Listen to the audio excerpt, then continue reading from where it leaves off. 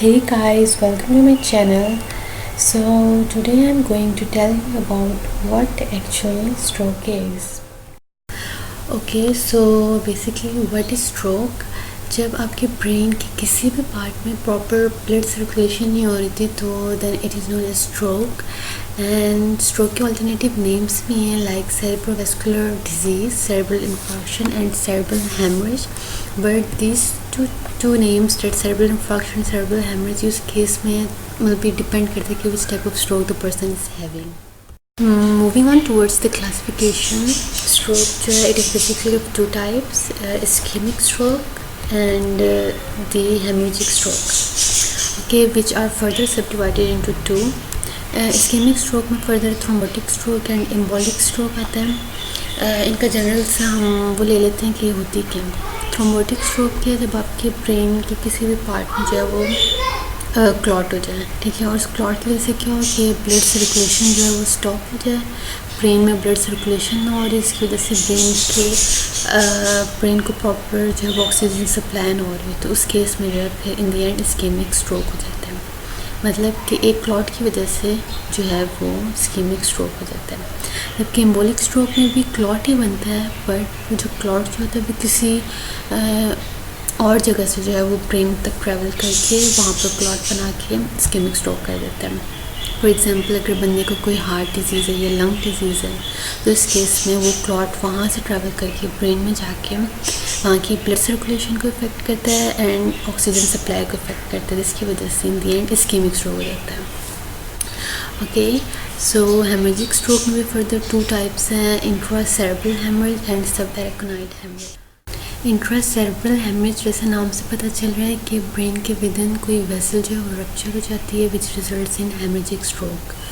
And वो vessel क्यों rupture हो जाती है? It happens in head trauma, hypertension. अगर पेशेंट का बीपी बहुत ज़्यादा हाई है तो उस केस में हेमरेजिक स्ट्रोक हो जाता है and it is the most common reason for the haemorrhagic stroke. Second type is subarachnoid haemorrhage. Subarachnoid haemorrhage क्या है कि एरेक्नोइड स्पेस में जो है ब्लीडिंग होने लग जाती है. एंड एरेक्नोइड स्पेस क्या है? ब्रेन एंड ब्रेन की मेनिंजेस उसके बीच में जो स्पेस होती है that is the arachnoid space, ठीक. एंड उधर जो है वो ब्लीडिंग स्टार्ट होने लग जाती है विच रिजल्ट्स इन सब एरेक्नोइड हेमरेज. क्योंकि हेमरेजिक स्ट्रोक्स की जो टाइप है ना, इट डिपेंड्स के ब्रेन के किस पोर्शन में, किस पार्ट में जो है वो ब्लीडिंग हो रही है तो जो है उसका नाम आ जाता है. अगर ड्यूरल पार्ट में ब्लीडिंग हो रही है तो सब ड्यूरल हेमरेज. अब यहाँ पर सब एरेक्नोइड में हो रही है, एरेक्नोइड स्पेस में हो रही तो सब एरेक्नोइड हेमरेज, ठीक है. एंड अगर विद इन द ब्रेन कहीं हो रही है तो it is known as intracerebral haemorrhage. So here is a diagram of stroke to make it more easy and clear for you. इधर आप देख सकते हैं कि इस्केमिक स्ट्रोक में यहाँ पर क्लॉट बना हुआ है.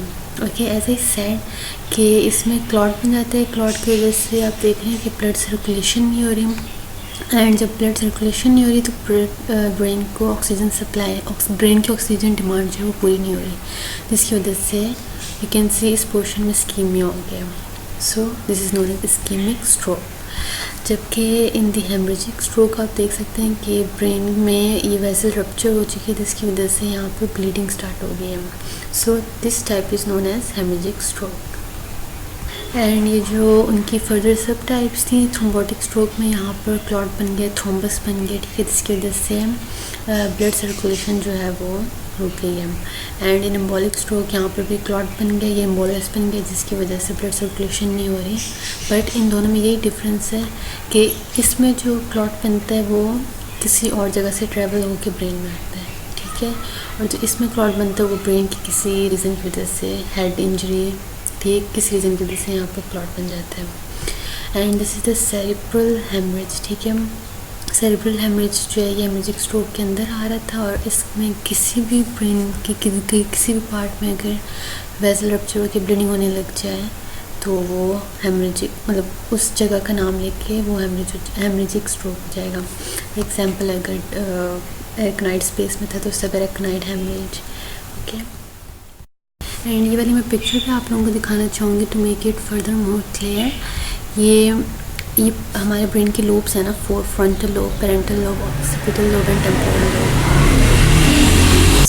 सो अगर इनमें से किसी लोग में भी इनके पास किसी कोई भी एरिया जो वो डैमेज हो गया, ठीक है, in any of the stroke ischaemic या हेमरेजिक, तो इनके जो फंक्शंस हैं वो इफ़ेक्ट होंगे। ओके, लाइक जो फ्रंटल लोब वाला रीजन है, यहाँ पर इमोशंस होते हैं, वेराज इनको कंट्रोल करता है। फ्रंटल लोब जो है वो वॉलंटरी मूवमेंट्स को कंट्रोल करता है। एंड ऑसिपिटल टेम्पोरल के पास जो हियरिंग है, ओके, एंड जो हमारे सेरिब्रम है एज वी नो वो बैलेंस कोऑर्डिनेशन में हेल्प करता है। तो अगर इनमें से कोई भी पार्ट जो है वो डैमेज हुआ है तो ये सारे फंक्शंस जो हैं वो इम्पेयर हो सकते हैं। ओके, सिम्टम्स ऑफ स्ट्रोक क्या हैं? स्ट्रोक के सिम्टम्स डिपेंड करते हैं कि आपकी कौन सी साइड ऑफ द ब्रेन जो है वो डैमेज हुई है। For example as we know कि हमारा जो राइट हेमिस्फीयर जो ब्रेन के वो हमारी left side of the body control करता है, वेयरएज़ जो हमारा लेफ़्ट हेमिस्फीयर हमारी राइट साइड वाली बॉडी कंट्रोल करता है। सो अगर किसी का भी राइट हेमिस्फीयर डैमेज हुआ तो उसकी लेफ़्ट साइड की जो बॉडी वो फंक्शन नहीं करेगी। And if a person is having damage left hemisphere तो उसकी राइट साइड वाली बॉडी जो है वो वर्क नहीं करेगी। मेन सिम्टम्स यही होंगे कि जो है वो बॉडी पैरालाइज हो जाएगी, मतलब वो वाली साइड पैरालाइज हो जाएगी। स्पीच मतलब कम्युनिकेट नहीं कर पाएगा, लैंग्वेज प्रॉब्लम्स होंगी, कन्फ्यूजन होगी, ठीक, मेमोरी लॉस होगी। एंड एज वी नो कि जो हमारी लेफ़्ट हेमिस्फीयर होता है, जिन लोगों का लेफ़्ट हेमिस्फीयर डोमिनेंट होता है वो मोस्टली कंट्रोल करता है ये एनालिटिकल स्किल्स, लॉजिकल स्किल्स। फिर ऐसे जिन लोगों का राइट साइड डोमिनेंट होता है वो ज़्यादा क्रिएटिव होते हैं, they tends to be much creative. So अगर लेफ़्ट साइड जो है वो हेमिस्फीयर जो डैमेज हो गया तो पैरालिसिस और स्पीच डेफिसिट्स ये सब कुछ तो होंगे, मेमोरी लॉस वगैरह। बट यहाँ पर लिखा स्पेशल परसेप्चुअल डेफिसिट्स, ठीक है, उसकी ये स्किल्स भी जो हैं वो भी लैक करेगा। May be he will confused के कन्फ्यूजन टाइप की जो है वो चीज़ें होंगी, ठीक। एंड साथ ही साथ जो है वो बिहेवियर चेंजेस भी आएंगे बोलने में, ठीक है, एंड उसकी पर्सनैलिटी में। Okay, so coming towards the diagnosis, इसका सबसे पहला फर्स्ट स्टेप क्या है कि पेशेंट आएगा and will check his vitals, जिसमें BP, pulse rate, respiratory rate, his temperature, वो सब कुछ हम चेक करेंगे। दैन हम उसकी हिस्ट्री लेना शुरू कर देंगे। एंड क्योंकि हमने स्ट्रोक डायग्नोज करना है तो स्ट्रोक के लिए हम सारे जो है वो CNS रिलेटेड जो हिस्ट्री लेते हैं, ठीक। इस तरह motor assessment, sensory assessment, cranial assessment, इस सब में क्या आ जाता है कि as we know cranial nerves जो हैं दे आर फ्रॉम 1 to 12, तो उनके जितने भी फंक्शन उसके अकॉर्डिंग जो है पेशेंट की जो है वो असेसमेंट करते हैं, ठीक। किस तरह आप लोगों ने अक्सर देखा होगा कि फिंगर जो है पेशेंट के सामने करके उसकी आई को जो है वो उसको कहते हैं कि इसको फॉलो करें विद योर आइज़, ठीक। और इस तरह की चीज़ों के थ्रू जो हम उसकी चेक करते हैं कि his cranial nerves are intact और नॉट। अगर वो प्रॉपर बात करे तो इट मीन्स कि जो उसकी वेगस नर्व है इट इज़ इंटैक्ट, ठीक। अगर उसकी सेंस ऑफ स्मेल ठीक है तो इट मीन्स कि उसकी वो क्रेनियल नर्व ठीक है, जिसका ये फंक्शन है, ठीक। तो इन सब चीज़ों के थ्रू जो हम उसकी क्रेनियल असेसमेंट करते हैं। So this was a physical examination, जिसमें हम पेशेंट के वाइटल साइंस चेक करते हैं एंड उसकी एक जो है वो डिटेल्ड हिस्ट्री लेते हैं।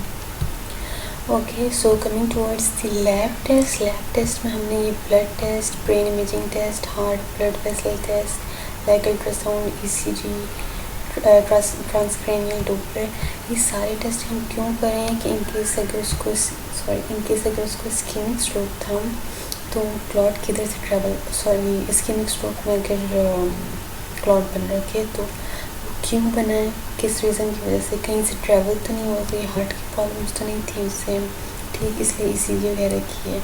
एंड ब्लड टेस्ट वगैरह करते हैं, उसकी clotting time and bleeding time सब कुछ नोट करते हैं। तो एक डिटेल्ड लैब टेस्ट भी होता है और साथ में हम उसका ब्रेन टेस्ट करते हैं, जिसको ब्रेन इमेजिंग टेस्ट है, ब्रेन में क्या चल रहा है वो चेक करने के लिए। एंड ट्रांसक्रेनियल डोपलर टेस्ट जो है, इसमें हम डोपलर वेव्स के थ्रू जो है ब्रेन की इमेजिंग जो है करते हैं और चेक करते हैं। ओके, सो हमने डायग्नोसिस में 2 चीज़ें पढ़ी हैं। पहले हमने फिजिकल एग्जामिनेशन किया, उसके बाद हमने लैब टेस्ट किए। फिजिकल एग्जामिनेशन में जनरल जो हर डिजीज़ के लिए हम करते हैं, बट साथ में हमने CNS असेसमेंट भी की है। एंड लैब टेस्ट में वही जो हमेशा होते हैं, बट साथ में हम ये बाकी चीज़ें क्यों करें, ताकि हमें क्लॉट के रीज़न पता चले, ठीक है, कि क्लॉट कहाँ से ट्रैवल हुआ है, क्लॉट क्यों बना है। इसलिए हमने ब्लड टेस्ट भी किए कि हमें ब्लड के कंटेंट्स का पता चले। एंड ब्रेन टेस्ट भी दोनों किए, इससे हमें पता चले कि ब्रेन में हुआ क्या था, ये क्या चल रहा है। सो coming towards the treatment of stroke, इसमें सबसे पहले हम मेडिकेशन कि किन मेडिकेशन के थ्रू हम स्ट्रोक को कम कर सकते हैं, ठीक है, ठीक कर सकते हैं। उसके बाद अगर मेडिकेशन के थ्रू ठीक नहीं हुआ तो फिर हम फर्दर सर्जरी से उसके बाद जाएंगे। ओके, सो मेडिकेशन में हम 3 चीज़ें मोस्ट कॉमनली यूज़ होती हैं। एंटीकोगुलेंट मस्त देते हैं, स्टैटिन्स वो मस्त देते हैं, हाइपोलिपिडेमिक्स, ओके, एंड ये फाइब्रोलिटिक्स, ठीक। फाइब्रोलिटिक्स क्यों देते हैं, यहाँ पर एल्टीप्लेस का नाम रखा है। ये इसलिए देते हैं ताकि ब्लड में जितने भी क्लॉट्स वगैरह, जिस जगह भी क्लॉट्स बने हुए हैं ब्रेन में, वो जो है डिज़ोल्व हो जाते हैं ब्लड में, ठीक है। एंटीकोगुलेंट्स देते हैं कि ब्लड थिन हो जाए ताकि क्लॉट्स ना बने।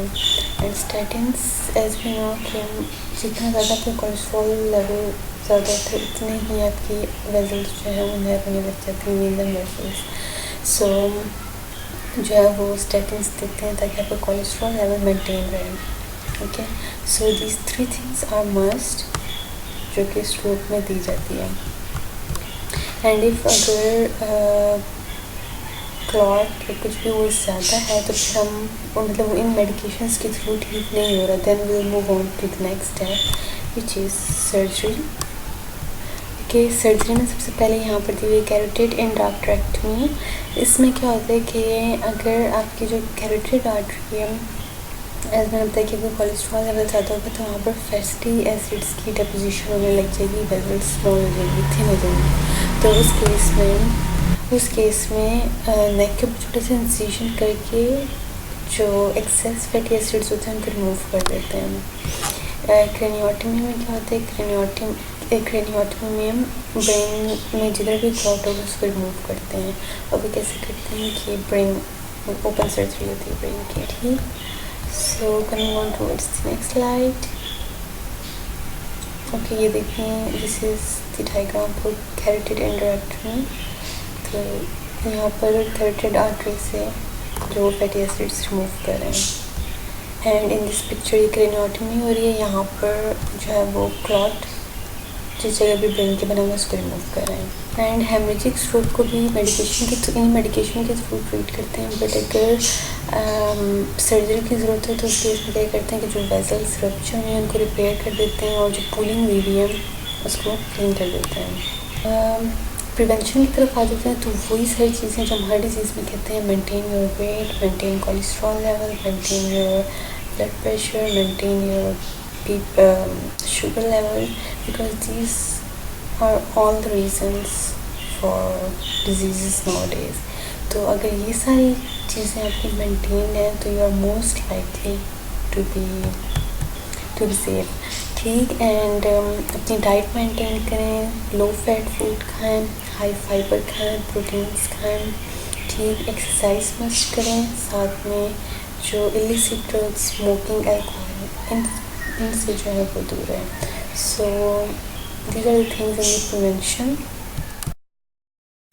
These are the main complications of stroke dysphagia, जिसमें बंदा प्रॉपर नॉर्मल स्वेलिंग नहीं कर सकता फूड को, ठीक। हाइड्रोसेफलस को होता है कि जब बॉडी में ब्रेन में टू मच है वो स्पाइनल फ्लूइड जो है वो प्रेजेंट हो। और ये किस केस में होता है, ये हेमरेजिक स्ट्रोक में होता है, क्योंकि हमने उसमें पढ़ा था बैकग्राउंड हेमरेज में कि वहाँ पर बहुत ज़्यादा ब्लड होता है। इसकी वजह से क्या होता है कि जो सेरेब्रो स्पाइनल फ्लूइड होता है ना, उसकी एक्यूमुलेशन होने लग जाती है, ठीक है। फिर हम सर्जिकल मीन्स के थ्रू जो है वो CSF जो है उसको ड्रेन आउट करते हैं, okay. And the third is deep vein thrombosis. Deep vein thrombosis में क्या होता है कि क्लॉट्स बन गए होते हैं, इसकी वजह से ब्लड सर्कुलेशन जो है वो बहुत स्लो हुई भी होती है, ठीक। एंड DVT में जो है वो लेग में ब्लड क्लॉट बन जाता है, जिसकी वजह से ये सब कुछ होता है कि ब्लड फ्लो बहुत स्लो हुआ होता है। सो इसलिए इसकी मेन मेडिकेशन ये है कि हम एंटीबायोटिक मेडिकेशन देते हैं। कंप्रेशन स्टॉकिंग, कंप्रेशन स्टॉकिंग क्या है कि आपकी या एक सॉक्स टाइप होता है जो कि आप पहनते हो, एंड ये आपकी उस एरिया की ब्लड सर्कुलेशन जो है वो बेटर करती है। So guys, today's lecture was all about stroke. Do tell me in the comment section कि आपको मेरी वीडियो कैसी लगी, and if you want me to make a video on any of the topics you want to understand, do tell me. I would really appreciate that. And please like and subscribe. Thank you.